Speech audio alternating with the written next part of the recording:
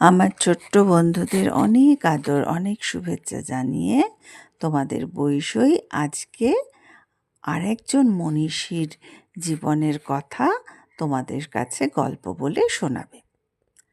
তো সেই মনীষী জন্মগ্রহণ করেছিলেন ১৩০৬ বঙ্গাব্দের ১১ই জ্যৈষ্ঠ, আর ইংরেজি সালটা হচ্ছে ১৮৯৯, আর দিনটা ২৪শে মে। এটা তো তার জন্মদিন, কিন্তু জন্মেছিলেন কোথায়? না, আমাদের পশ্চিমবঙ্গের এখন যেটা বর্ধমান জেলা, সেই বর্ধমান জেলার আসানসোলের কাছে চুরুলিয়া নামে একটি গ্রামে তিনি জন্মগ্রহণ করেছিলেন। তোমরা কি বুঝতে পারছো আমি কার কথা বলছি? তিনি ছিলেন গ্রামের দুষ্টু ছেলেদের সর্দার দুখু মিয়া। তার এবং তার সঙ্গী সাথীদের দাপটে পাড়ার লোক খুব অতিষ্ঠ হয়ে উঠত। পাড়ার কারোর বাগানের গাছে ফল রাখা যেত না তাদের জন্য। আবার তার গ্রামের লোকেরা তার বাবাকে গিয়ে বললেন যে, দেখুন আপনার ছেলে এত দুষ্টুমি করে, আমাদের খুব অসুবিধে হয়, আপনি বরঞ্চ ওকে গ্রামের পাঠশালায় ভর্তি করে দিন। সেখানে গুরুমশাইয়ের কাছে শাস্তি পেলে তবেই নাকি সে সোজা হবে মানে একটা শান্ত ছেলে তৈরি হবে। কিন্তু অদ্ভুত ব্যাপার কি হলো জানো তো? যেই দুখুকে পাঠশালায় ভর্তি করে দেওয়া হলো, তক্ষুনি দেখা গেল যে সে পাঠশালার সব থেকে শান্ত স্বভাবের একটি ছেলে। গুরুমশাইয়ের কথা সে মন দিয়ে শোনে, পড়াশোনা করে, সুতরাং গুরুমশাইয়ের সে খুব প্রিয় শিষ্য হয়ে উঠল। এই দুখু মিয়ার নাম যদি এক্ষুনি তোমাদেরকে বলি, তাহলে তোমরা বলবে, ও এটা তো জানতাম না। এই দুখু মিয়া হলেন আমাদের সবার প্রিয় বিদ্রোহী কবি কাজী নজরুল ইসলাম। সেই কাজী নজরুল ইসলামও দেখো ছোটবেলায় কেমন দুষ্টু ছিলেন। যাই হোক, তার বাবা ফকির আহমেদ, তিনি ওই চুরুলিয়া গ্রামের মসজিদের ইমাম আর মাজারের খাদেম ছিলেন। তার মায়ের নাম জাহেদা খাতুন। তারা ৬ ভাই বোন ছিল। সেই সময় তো গ্রামে যারা থাকতেন তাদের আর্থিক অবস্থা অত ভালো থাকতো না। সেই জন্য ছোটবেলা থেকেই দুখু মিয়া অর্থাৎ আমাদের কাজী নজরুল ইসলামের জীবনটাও দুঃখে ভরা ছিল। মাত্র ৯ বছর বয়সে ১৯০৮ সালে তার বাবা পরলোক গমন করেন। ফলে আর তার পাঠশালায় পড়া হলো না। তখন তার কাকা কাজী বজলে করিম তাকে লেটোর দলে নিয়ে এলেন। এই লেটো কি? লেটো হচ্ছে বাংলার লোকসংস্কৃতির একটা অঙ্গ। এখানে গান, নাচ, অভিনয় এবং বাজনা দিয়ে মানুষের মনোরঞ্জন করা হয়। তো সেই লেটোর দলে গিয়ে কাজী নজরুল ইসলাম তো খুব আনন্দ পেলেন, কারণ সেখানে তিনি অভিনয় করতে পারছেন, গান লিখতে পারছেন, আর তার স্বভাব তো খুব ভালো ছিল। সেই জন্য সেই লেটোর দলে সবাই তাকে ভালোবাসতে শুরু করলো। এর মধ্যে মধ্যে তিনি কিন্তু বিভিন্ন ধর্মগ্রন্থ আর নানা ধরনের সাহিত্যের বই পড়তে থাকলেন। কিন্তু বেশি দিন আর তার লেটোর দলে থাকা হলো না। তিনি সেখান থেকে পালিয়ে এলেন, ভালো লাগছে না। এসে কি করবেন? তিনি আবার একটা দোকানে রুটি বানানোর কাজে যোগ দিলেন।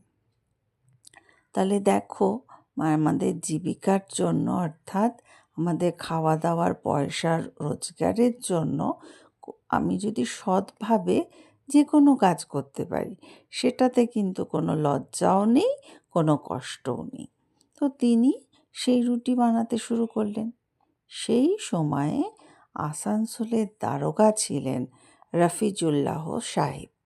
তার সঙ্গে তার পরিচয় হলো। তিনি নজরুলের লেখা কবিতা দেখে মুগ্ধ হলেন, খুব খুশি হলেন। তখন তিনি কি করলেন না, তাকে ময়মনসিংহ জেলার ক্লাস 7-এ ভর্তি করে দিলেন। তিনি তো আবার মন দিয়ে পড়াশোনা করছেন। পড়াশোনা করার পরে নজরুল আবার রানীগঞ্জে ফিরে এসছেন। সেখানে এসে শিয়ারশোল বিদ্যালয়ে আবার তিনি ভর্তি হয়েছেন। কিন্তু আবার তার জীবনে আর একটা পরিবর্তন হলো। যেমন নদী চলতে চলতে বিভিন্ন দিকে বাঁক নেয়, সেরকম তার জীবনও বিভিন্নভাবে বাঁক নিয়েছিল।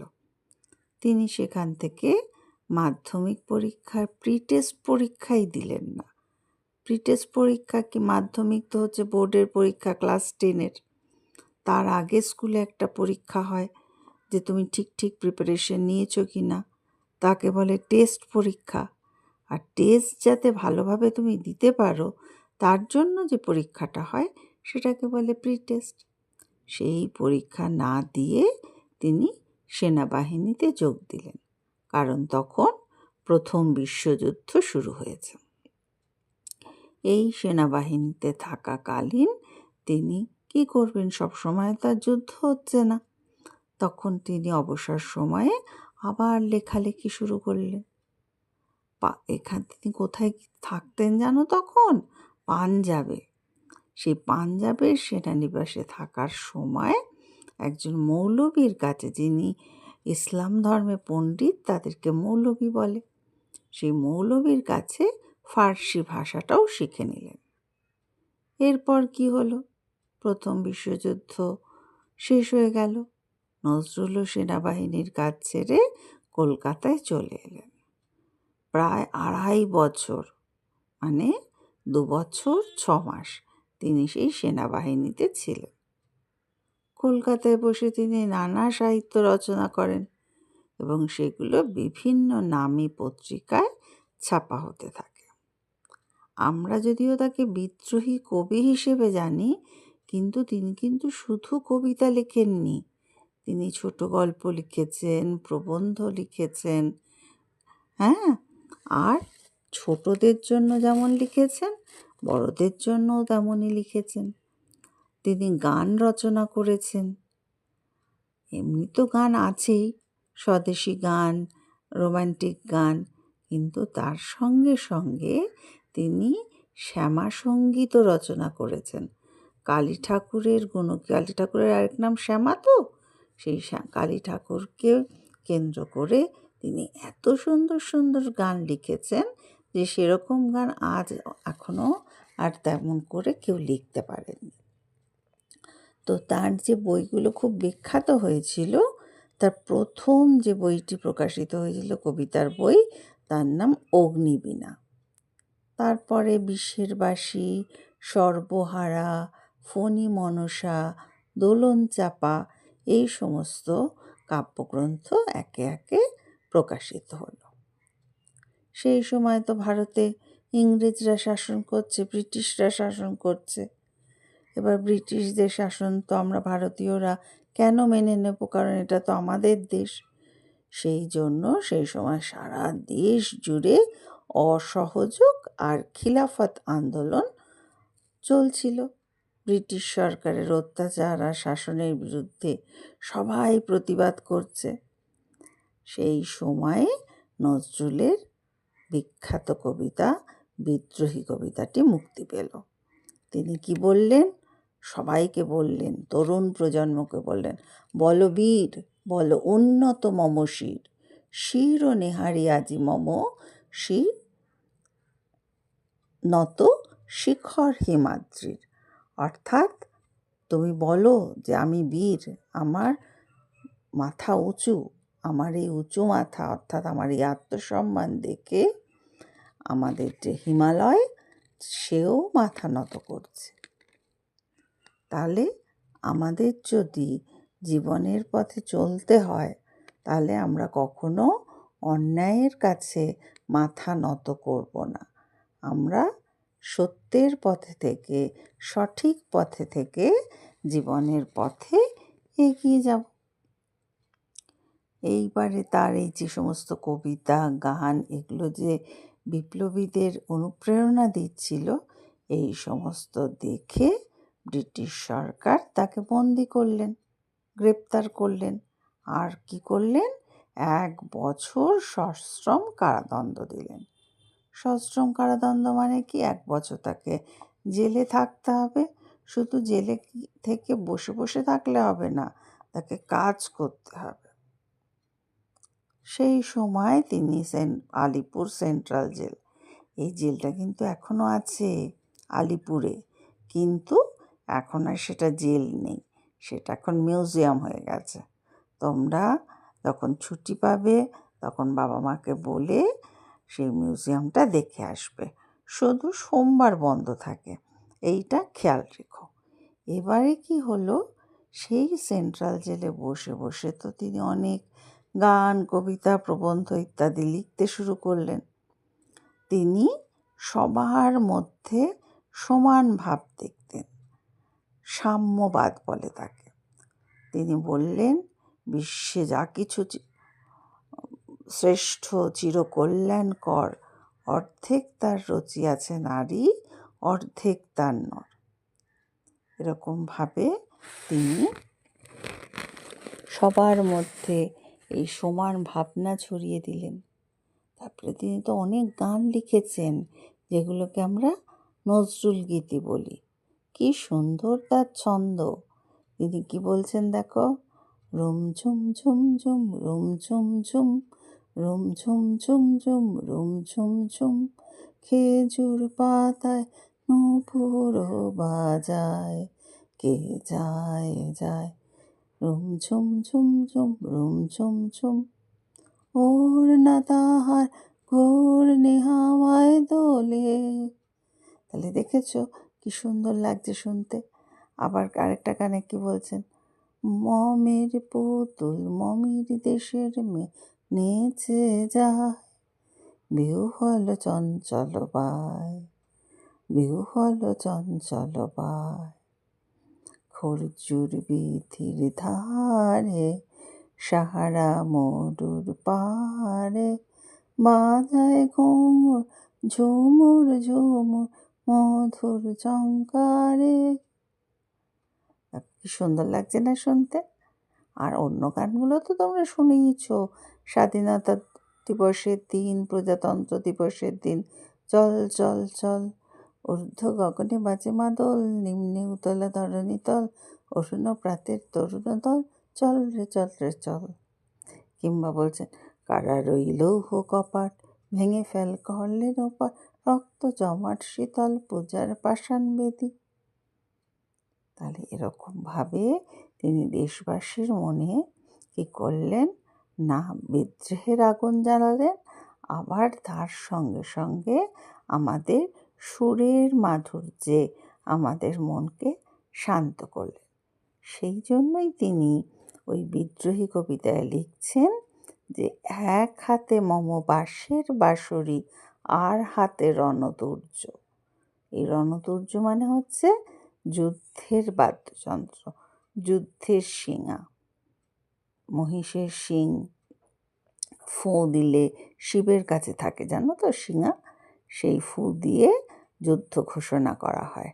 তো তিনি বলছেন যে, এক হাতে আমার বাঁশের বাঁশি আছে, আর এক হাতে আমার এই যুদ্ধের শিঙা আছে, আমি একই সাথে দুটো কাজ করতে পারি। কিন্তু এই নজরুল ইসলাম এই যে এত সুন্দর সুন্দর কবিতা লিখলেন, সব কিছু লিখলেন, আর ছোটদের জন্য তো খুকি ও কাঠবেড়ালি, লিচু চোর, এই সমস্ত কবিতা লিখেছেন। তো সেই কবিতাগুলো তোমরা পড়বে, পড়ে আমাকে জানাবে যে সেই কবিতাগুলো তোমাদের কেমন লেগেছে। এরপরে কি হলো জানো তো, তিনি খুব অসুস্থ হয়ে পড়লেন। সেই অসুস্থতার ফলে তার বাক শক্তি মানে কথা বলার শক্তিটা চলে গেল, তিনি স্মৃতিও হারিয়ে ফেললেন। ফলে তিনি আর কিচ্ছু লিখতে পারলেন না। তখন তাকে সমস্ত কাজ করিয়ে দিতে হতো।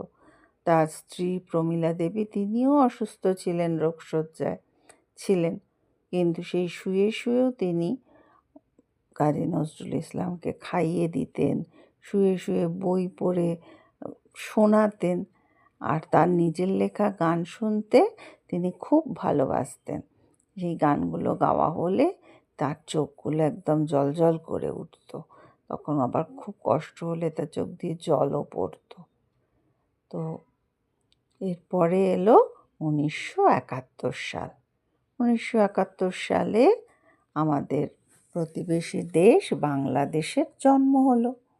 তারাও সেই ভাষা আন্দোলনে করে তারা কি করলো না, পাকিস্তানের কাছ থেকে নিজেদের স্বাধীন করে নিল। তখন সেই দেশের যিনি প্রধানমন্ত্রী হলেন তার নাম মুজিবুর রহমান। তিনি তখন কবিকে বাংলাদেশের জাতীয় কবির মর্যাদা দিয়ে বাংলাদেশে নিয়ে গেলেন। তো শেষ জীবনটা তিনি বাংলাদেশেই কাটিয়েছেন। সেইখানে 1976 সালের 29শে অগাস্ট ঢাকা বিশ্ববিদ্যালয়ের কাছে ঢাকা পিজি হসপিটালে তার মৃত্যু হয়। আর তাকে সমাধিস্থ করা হয় সেই ঢাকা বিশ্ববিদ্যালয়ের যে মসজিদ তার পাশে। তাহলে দেখো, একজন মানুষ অনেকদিন হয়তো বেঁচে থাকতে পারেন, কিন্তু সেই সময়সীমায় যদি সেই মানুষের মাত্র 20 বছর, তাহলে 1899-তে তার জন্ম আর 1976 সালে তার মৃত্যু। তার মানে 77 বছর বেঁচে ছিলেন, কিন্তু মাত্র 20 বছর তিনি সাহিত্য সাধনা করতে পেরেছিলেন। তাহলে এই 20 বছরের জন্যই কিন্তু আজও আমরা বাঙালিরা তাকে স্মরণ করি, তার কবিতা পাঠ করি, তার গান গাই, তাকে স্মরণ করি বারবার শ্রদ্ধার সঙ্গে। সেই জন্য এই কাজী নজরুল ইসলাম কি বলেছেন, যে মোরা এক বৃন্তে দুটি কুসুম, হিন্দু মুসলমান, মুসলিম তার নয়নমণি, হিন্দু তাহার প্রাণ। একসে আকাশ মায়ের কোলে, যেন রবি শশী তোলে, একই রক্ত বুকের তলে, একসে নারীর টান, মোরা এক বৃন্তে দুটি কুসুম, হিন্দু মুসলমান। তাহলে সেই এক আকাশ মায়ের কোলে যেন রবি শশী তোলে, রবি তো আমরা জানি রবীন্দ্রনাথ ঠাকুর বাংলা সাহিত্যের আকাশে, আর শশী হলেন এই কাজী নজরুল ইসলাম। তাহলে তাকে শ্রদ্ধা এবং প্রণাম জানিয়ে তোমাদের কাছ থেকে আমি